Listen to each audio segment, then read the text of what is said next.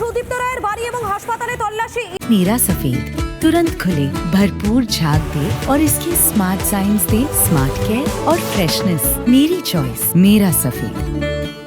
ইডির আরো একবার জানাবো আপনাদেরকে, দুর্নীতির তদন্তে সুদীপ্ত রায়ের বাড়ি এবং হাসপাতালে ম্যারাথন তল্লাশি ইডির আধিকারিকদের। আমাদের সঙ্গে রয়েছেন আমাদের প্রতিনিধি সৈকত রয়েছেন। সৈকত, এখনো পর্যন্ত লেটেস্ট আপডেট কি আছে?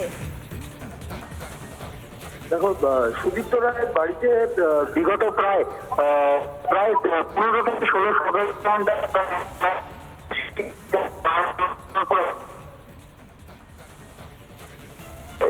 বাড়ি এবং হসপিটাল থেকে কথা স্পষ্টভাবে শোনা যাচ্ছে না, তুমি একটু যদি স্থান পরিবর্তন করে কথা বলো।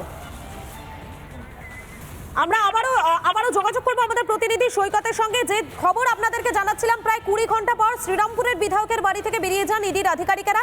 তল্লাশির পাশাপাশি বিধায়ককে একটানা জিজ্ঞাসাবাদ করেন ইডির আধিকারিকেরা। যেমনটা জানা যাচ্ছে, গতকাল সকাল থেকে সিথির মোড়ে বিধায়কের বাড়ি এবং নার্সিংহোমে হানা দেয় ইডির আধিকারিকেরা। হুগলির দাঁতপুরে বিধায়কের বাগান বাড়িতে, সেখানেও তল্লাশি চালান ইডির আধিকারিকেরা। আগে দুর্নীতির তদন্তে সুদীপ্ত রায়ের বাড়িতেও হানা দিয়েছিল সিবিআই, আর এবারে ইডির স্ক্যানারে সুদীপ্ত রায়, আরজি করের রোগী কল্যাণ সমিতির চেয়ারম্যান এই সুদীপ্ত রায়। দুর্নীতি তদন্তে সুদীপ্ত রায়ের বাড়ি এবং হাসপাতালের তল্লাশি ইডির প্রায় 20 ঘন্টা। আরো একবার জানাবো আপনাদের, প্রায় 20 ঘন্টা পর শ্রীরামপুরের বিধায়কের বাড়ি থেকে বেরোন ইডির আধিকারিকেরা এবং তল্লাশির পাশাপাশি বিধায়ককে একটানা জিজ্ঞাসাবাদ ইডির আধিকারিকদের। গতকাল সকাল থেকেই সিথির মোড়ে বিধায়কের বাড়ি, নার্সিংহোমে হানা দেন ইডির আধিকারিকেরা। আমাদের সঙ্গে আবারও রয়েছেন আমাদের প্রতিনিধি সৈকত রয়েছেন। সৈকত, জানাও। সুদীপ্ত রায়ের বাড়ি এবং হসপিটালে প্রায় 16 থেকে 17 ঘন্টা তল্লাশি চালানোর পর অবশেষে বেরিয়ে আসেন তদন্তকারী আধিকারিকরা। বেশ কিছু ডিজিটাল এভিডেন্স তারা কালেক্ট করেছেন। মূলত যে অভিযোগ ছিল যে আরজি কর হসপিটালের যে সরকারি ফান্ড, সেই সরকারি ফান্ড থেকে সুদীপ্ত রায় রোগী কল্যাণ সমিতিতে থাকার কারণে তিনি নিজের হসপিটালে সেই ফান্ড থেকে প্রচুর জিনিসপত্র তিনি কালেক্ট করেছেন, প্রচুর জিনিসপত্র তিনি নিজের হসপিটালের জন্য নিয়ে গেছেন। সেই যে আর্থিক লেনদেন, সেই যে ডকুমেন্টস গুলো, সেইগুলো উদ্ধার হয়েছে, সিজ করেছে ইডি, এমনটাই জানা যাচ্ছে। এর পাশাপাশি বেশ কিছু ডিজিটাল এভিডেন্সও কালেক্ট করেছে তদন্তকারী আধিকারিকরা। একেবারেই ধন্যবাদ, আমাদের সঙ্গে ছিলেন আমাদের প্রতিনিধি সৈকত।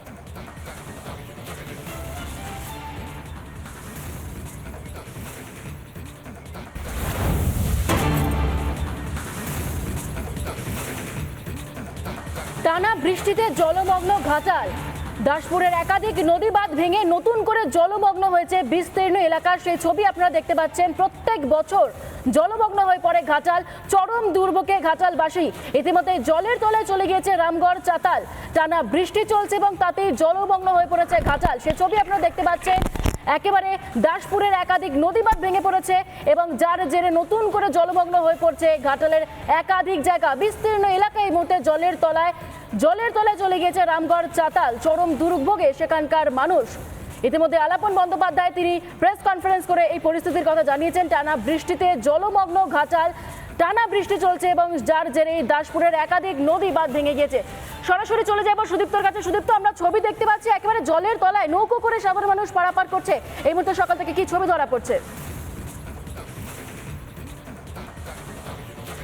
একেবারেই দেখো, কংসাবতী নদীর বাঁধ নতুন করে ভেঙে গিয়েছে এবং এই মুহূর্তে আমি দাঁড়িয়ে রয়েছে রামগড় চাতালে।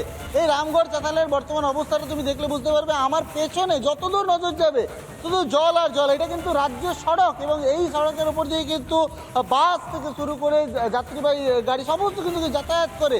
আমি দেখাবো রাস্তার পাশে যে মাইলস্টোনটা, তুমি এইটা দেখলেই বুঝতে পারবে জলের স্তর ঠিক কতটা। দেখো, একেবারে মাইলস্টোনটা কিন্তু প্রায় ডুবে গিয়েছে। রাস্তার ধারের যে দোকানগুলো, সেই দোকানগুলোর ছবিও দেখাতে বলবো যে কিরকম পরিস্থিতি। আমার ক্যামেরা পার্সন মৃন্ময় সেই ছবি তুলে ধরছি। তুমি দেখো, রাস্তার ধারে যাদের দোকান, তারা কিন্তু কোনোভাবে তাদের দোকানে একটু ঢোকার চেষ্টা করছে যে ভেতরে কোনো জিনিস অবশিষ্ট রয়েছে কিনা সেটা দেখার জন্য। আমি একটু কথা বলার চেষ্টা করবো। দাদা, একটু যদি বেরিয়েছেন কথা বলি একটু।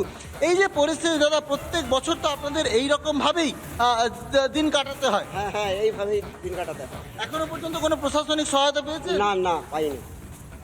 না, কোনো পাননি। গত বছরও পাননি, তার আগের বছরও পাননি। এবং আমি এইটার ব্যাপারে আমি এমনকি তোমার দাসপুরেও খবরাখবর করেছি, পুলিশদেরকে বলেছি, কোনোটাই আমার কোনো কথা গ্রাহ্য করে না। কোনো গ্রাহ্য করা হয়নি। আমি বাইরে যাব এবং দেখাবো যে আমার ক্যামেরা পার্সন মৃন্ময় সেই ছবিটা। আচ্ছা, এখানে তো প্রত্যেক বছরই জল হয়, এই জলটা কি আজকে হঠাৎ করে বেড়ে গেল? না, এটা এই বৃষ্টিটা যা হয়েছে তার থেকে ধীরে ধীরে বাঁধ ভেঙে এই বন্যাটা জোর হলো। বন্যাটা জোর হয়েছে। আমি দেখাবো সেই ছবি। দেখো রাস্তায় কিভাবে একদম প্রাণের ঝুঁকি নিয়ে কিন্তু কোনোভাবে বাইক পেরিয়ে আসছে এই রাজ্য সড়কের। ঘাটালের ছবির কিন্তু কোনো পরিবর্তন নেই। ঘাটাল মাস্টার প্ল্যান নিয়ে একদিকে যখন একাধিক প্রশ্ন উঠে আসছে, ঠিক তখনই দেখা যাচ্ছে ঘাটাল ছিল ঠিক যে তিমিরে সেই তিমিরেই রয়েছে, সেই ছবিটা কিন্তু আরো একবার স্পষ্ট হয়ে গেল।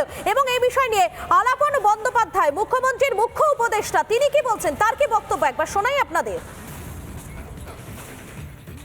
দক্ষিণবঙ্গের অনেক জেলা ইনান্ডেটেড, প্লাবিত হওয়ার আশঙ্কা দেখা দিয়েছে। এই জন্য দক্ষিণবঙ্গের বিভিন্ন জেলায় প্রধান সচিব ও সচিব পর্যায়ের 10 জন সিনিয়র অফিসারকে মোতায়েন করা হয়েছে। মাননীয় মুখ্যমন্ত্রী মুখ্য সচিবের সঙ্গে এ বিষয়ে বিস্তারিত কথা বলে নির্দেশাবলী দিয়েছেন। নিচু এলাকা থেকে প্রয়োজনে মানুষদের সরিয়ে নেওয়ার নির্দেশ দেওয়া হয়েছে। সকল জায়গায় দুর্যোগ মোকাবিলার জন্য সকলকে প্রস্তুত থাকতে বলা হয়েছে।